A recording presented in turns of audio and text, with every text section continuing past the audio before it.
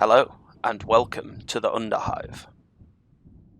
And thank you for rejoining me for some IRL action.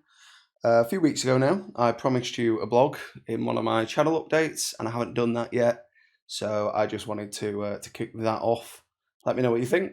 It's bound not to be the best one I ever do, given it's the first one, but hopefully we can at least have a bit of a chat. So yeah, yesterday I was planning to do the podcast when I got back. I didn't end up doing that, as you'll see from today's Skyrim. I'm going to try and get this up same day as recording, just to keep it up to date, really. But yesterday I drove like near on 400 miles to go see some puppers, and we have secured one. So coming like mid-November, we will have our very own little pupper. I'm not going to share the details of like the breeder or anything like that, or um, even any pictures of the pup at this stage, just because I don't want to jinx things. But I will say the breeder was phenomenal. The hospitality was above and beyond. Like I never expected that. I've never gone and bought a dog myself, but I've bought other animals, and my fiance has, and never experienced anything like that. So although I'm not shouting them out, they did a phenomenal job and made it so enjoyable and comfortable. We didn't want to come back, particularly because it was like 3.5 hours, 4 hours drive back in a miserable rainy evening. So yeah, if you live anywhere in the UK yesterday, you'd have known about the horrible weather. So yeah, it was not pleasant to drive in. So we'll see about whether we go back. We would really like to go back at the end of the month because they're still only very young. As I say, we won't be able to bring our pup home until the middle of November. But in theory, we could go again. It will really just come down to the weather because it took so much out of me spending that long in the day driving. I have done it before in the past. I have spent that long driving, but I didn't have like a 3.5 hour break after the first stint, only to then do like another 3.5, 4 hours on the way back. So it really did tire me out. But well worth it. Just it couldn't have been any more worth it. So I'm over the moon for the opportunity to have done that.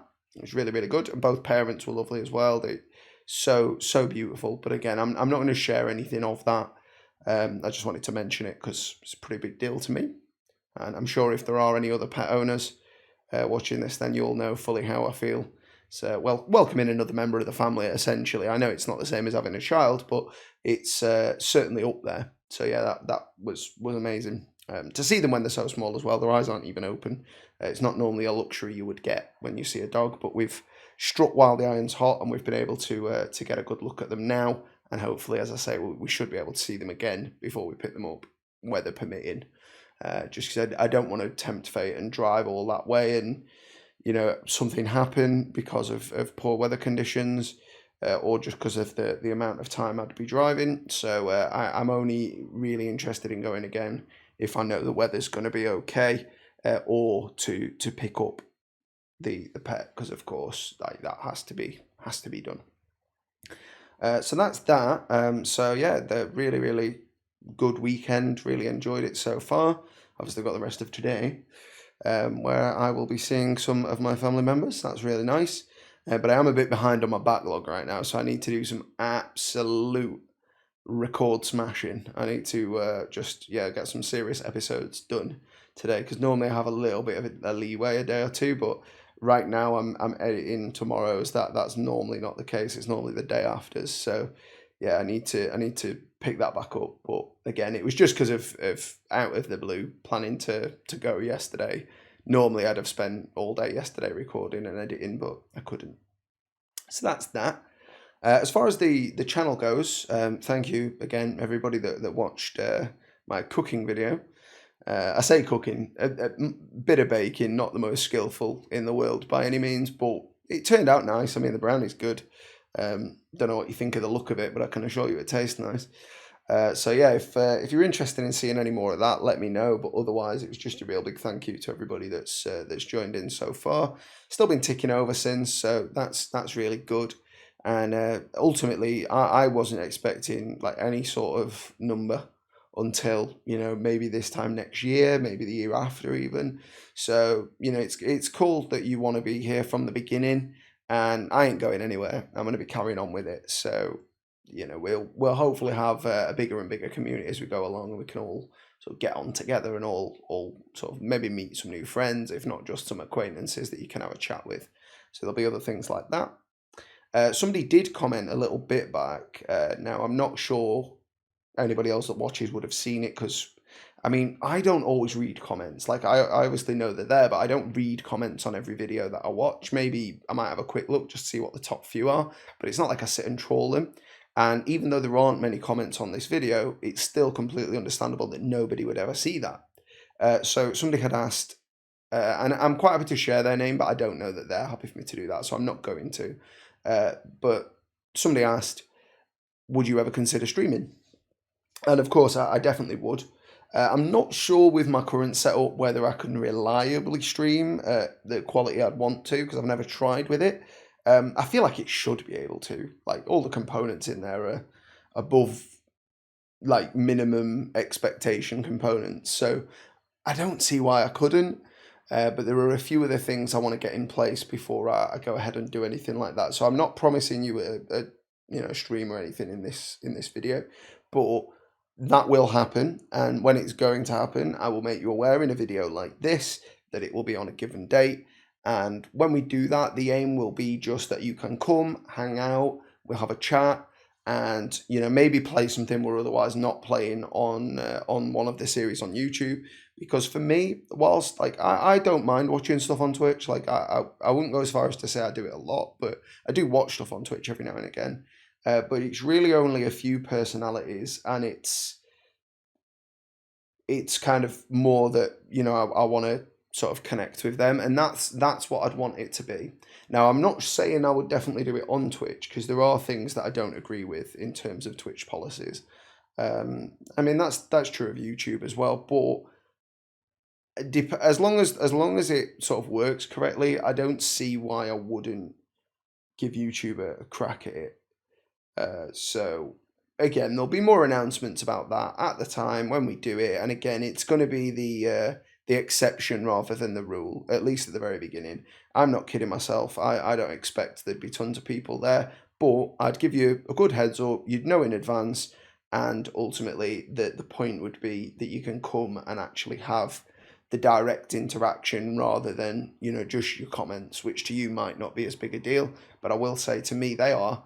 I try and reply to them immediately. The only reason I don't, as I've previously said, is if I'm at work, or because I still work a full-time job, or I do work a full-time job, or if I'm currently editing or recording, because I can't, it would take away from the quality if I were to just be like checking my phone all the time. So other than that, I'll be getting back to you. So please do feel free to do that. And like I've said, I'm pretty much up to date with videos right now, so you're not sort of far behind me in the action. So please do feel free to stick around for that. And also, I just wanted to sort of have a little bit of a hot take, if you will. I'll chuck some of these in to the vlogs, but this is something that I sort of disagreed with is a strong way, but in a podcast I watch, which I'm not going to plug here and now, because I really don't think I need to plug them at all. You probably already watch it, so I'm not going to plug them at this point, but you might sort of get the gist and know.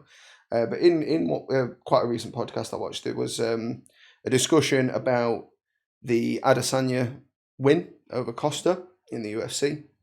Apologies if you're not into fight sports, and I'm not going to go into the fight and everything like that, but it's more the celebration of the win. So yeah, spoiler: Adesanya wins that fight quite spectacularly, in my opinion.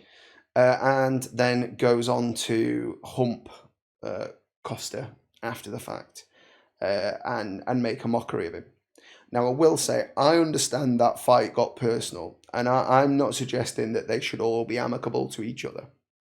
But the point I want to sort of debate, if you will, is that sort of behaviour is good for the sport, and I disagree with that, because that sort of behaviour promotes dissent, like overly aggressive behaviour, sort of overly derogatory behaviour and unsportsmanness or unsportswomanness from what is a role model. He has young fans that look up to him. I'm old enough to know wrong from right at this stage, but not everybody that watches sport generally is. And for that particular aspect, to me, it's not good for the sport. However, it is good for business. And that was one of the points raised. And I think that they just, and again, I'm not shouting them out, but they didn't delineate the difference between the sport and the business. The business of the UFC, and by extension things like Bellator and ONE, and maybe even things like bare knuckle or even boxing, they benefit from the hype. And a comment was made, oh well, I'd watch another one now because I've seen that, I wouldn't have otherwise watched it. I seen there was a hype. I seen there was this crazy finish, crazy sort of reaction to the victory, and then I'll definitely watch another one because I'm here for the hype. And I get that. And again, that person's an adult. Like they don't need a role model. Like they can have one if they want, but they're intelligent and old enough to understand the difference between behaviors you could emulate and get a particular result, and benefits and behaviors you should emulate to get where you want to be, which might be world champion in a fight sport, or even just somebody who is skilled in that way. And I will say I wouldn't consider myself a practitioner of martial arts anymore. I've certainly not done it for a long time in a club. I train in my yard. I've got all the equipment and everything, but I wouldn't go as far as to consider myself a practitioner anymore. But I'd love to get back into it. It's just with everything else, having the time, and that slipped in lieu of just getting back into fitness. Which I definitely need to do. But I certainly did for a number of years, and I've done a number of disciplines, not to any master level, but certainly a good number of years in a few disciplines. So I understand the benefits that martial arts, combat sports, self-defense can have on particularly younger people, and teaching them a direction for their aggression and wish to let that out and to know their own limit and their own strength, and to then see that, oh well, not only has he given him a real beating, but he's then gone and berated him, isn't the best message to have given. Now, I've lost a bit of respect for Adesanya doing that. I don't think he'd care about that. It's not like I'm somebody he needs to take any feedback from. But I was disappointed to see that, because for so long when he was up and coming, like I've watched him since his first UFC fight. I've found other stuff from previously to sort of see his rise to get into the UFC as well. And his character was something that I found very motivational, very aspirational, and worthy of respect and worthy of admiration.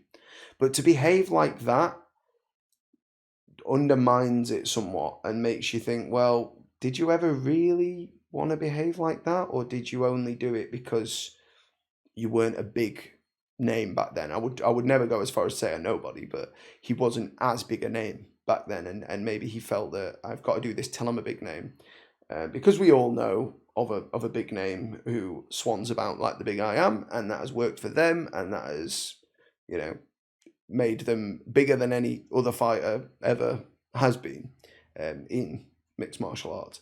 So I can understand why an agent might suggest it, or why the individual themselves might take it that way, but it isn't good for the sport, because the sport is consumed by impressionable younger people who may then go on to emulate that. And one of Adesanya's big things is like, oh yeah, then let's stop bullying, let's stop this and that. And that behavior, whilst Costa's definitely capable of backing himself, I don't think he needs me to fight his battles by any means. But understandably, he was frustrated by this celebration, if you can call it that. And I think it goes beyond the required limit. If you wanted to make a statement you can do it in the right way. And I get that adrenaline's really pumping at that moment, and perhaps that isn't the way Adesanya would have wanted to behave in the grand scheme of things with a cool head. But he hasn't come out and said that in this time, and I just think, well, you obviously don't have any sort of hang up about that. And I just think it's a shame for somebody to have been such a respectful fighter and earned the crowd, perhaps lost the crowd in the previous fight, although I don't think he had any reason to lose the crowd. But when he was fighting in Costa Rica with a home fighter, it was their home turf, and he kind of lost the crowd because he played the game. He played the points game, and I think that's a perfectly valid way to win a fight. You're not going to knock every single person out, and some of them are going to be able to knock you out. So I don't think there was anything wrong with the way he handled the last fight, but he did lose the crowd a little bit, and I think he's come out to this fight the entirely wrong way. His fighting did the statement for him. I think if he'd have left it at that and said, he's mouthed off and I've put him in his place, that'd have been enough. And if anything, I think that would have been just great for the sport. To see somebody, take a rivalry, take perhaps even a hatred, and just sort of knock it on the head and go, yeah, I've proved my point. I don't owe anybody any explanation. I'm the champ. That'd have been enough. So it's a shame to see him do that, and we'll see where he goes and where the sport goes. But I do not want to see it turn into the WWE, because that is, that's roided men in tights doing an act. It's basically Coronation Street with fighting, and the only thing in that is the hype. The only thing in that is watching grown men pretend that they're, having a lover's tiff when, realistically they stand side by side in the gym, injecting and pumping iron to, get a bigger chest so they can come out and pretend that they're smacking each other with the force of a sledgehammer, and they're not. These guys really do go out there in a position in the UFC and the other mixed martial arts championships. They do go out there with the intent to cause harm, and they do go out there in the position to seriously life-alteringly injure the other competitor and potentially even kill them. And I don't think that behavior should go hand in hand. And it's not to say they can't get hurt in the WWE; they can, but that's not part of the plan. Whereas it is in the UFC, and I don't think anybody ever goes out in those fights looking to mortally wound somebody, but they know full well they could hit somebody hard enough to do that. And I think to show that sort of dissent afterwards kind of doesn't help, happy slap culture and, people thinking it's okay to physically assault other people and then it's a joke, because it isn't. It's, it's a crime and intolerable behavior in my opinion. But that's that. I just wanted to say my two piece. The conclusion, I think it's good for the brand and good for the business, but I think it's terrible for the sport, and I would like to see them come away from that where possible, but I do not expect Dana White or anybody else in charge of making the money to do that. It's not in their interest to do that in the slightest. I'd like to see the role models themselves, the fighters, the trainers, do that, because it is in their power to do it and to change the image away from this, aggro, hyped up, fighting is about taking the mick out of the other person, and make it into, no, this is about discipline, because they didn't get where they are without discipline. Nobody walks into the gym with that attitude and suddenly is the best fighter in the gym. It doesn't happen. You've got to be dedicated. You've got to listen to your trainer. You've got to have respect for your teammates, respect for the other people in the gym. And to sort of throw that away and pretend now that you're good, that it didn't ever happen, is a lie. And it's a shame, in my opinion. Well, I've rambled on about that long enough. Might end up cutting some of that out. Thank you so much for watching. Really appreciate that. And I will see you next time in the Underhive.